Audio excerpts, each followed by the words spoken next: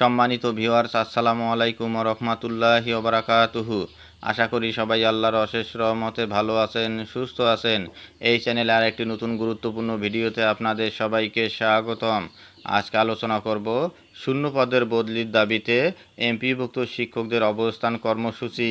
বিস্তারিত থাকছে ভিডিওতে।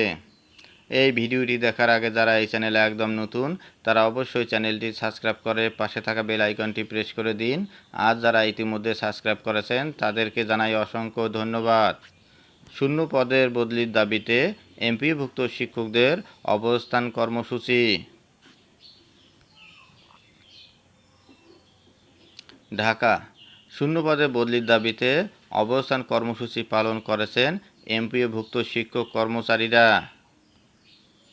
রোববার 29 সেপ্টেম্বর সকাল 10টায় জাতীয় প্রেস ক্লাবের সামনে অবস্থান নেন তারা।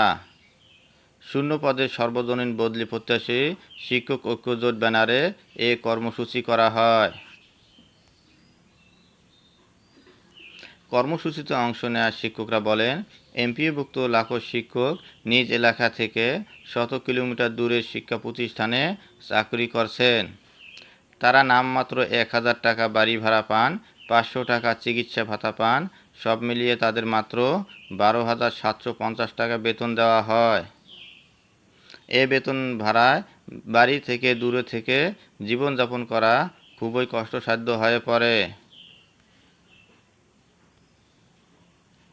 বদলি চালু করতে সরকারের কোনো বাজেটের প্রয়োজন নেই জানিয়ে তারা বলেন, 2021 সালের এমপিও নীতিমালার আগে সব নীতিমালায় এমপিভুক্ত ইন্ডেক্সধারী শিক্ষকদের বদলি চালুর বিষয়টি উল্লেখ ছিল। বদলি প্রত্যাশী শিক্ষকরা বহুদিন ধরে বদলি চালুর জন্য সরকারের কাছে নিবেদন করে আসছেন।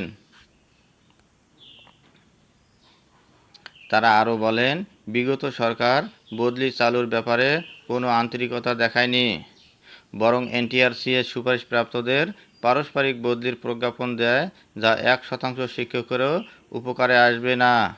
শূন্য পদে বদলি চালুই একমাত্র সমাধান। লালমনিরহাট থেকে কর্মসূচিতে অংশ নিতে আসা আরিফুল ইসলাম নামে একজন তরুণ শিক্ষক বলেন, আমার বাড়ি লালমনিরহাটের হাতীবান্ধায়, অথচ আমাকে চাকরি করতে হচ্ছে রাজশাহীর মোহনপুরের একটি স্কুলে। প্রায় 250 কিলোমিটার দূরে থাকি। মাসে একদিনও বাসায় যেতে পারি না, তার উপর বেতন খুবই কম। নিজ এলাকায় বদলির সুযোগ থাকলে শিক্ষকতায় থাকব, না হলে অন্য চাকরি খুঁজতে হবে।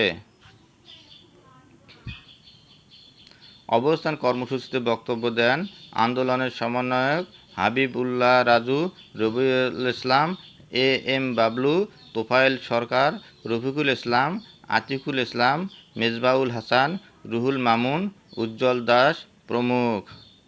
ধন্যবাদ জানিয়ে বিদায় নেওয়ার আগে আবার অনুরোধ জানাই, যদি ভিডিওটি ভালো লাগে এবং সর্বশেষ শিক্ষামূলক আপডেট ভিডিও পেতে চান তাহলে অবশ্যই চ্যানেলটি সাবস্ক্রাইব করুন। ধন্যবাদ সবাইকে।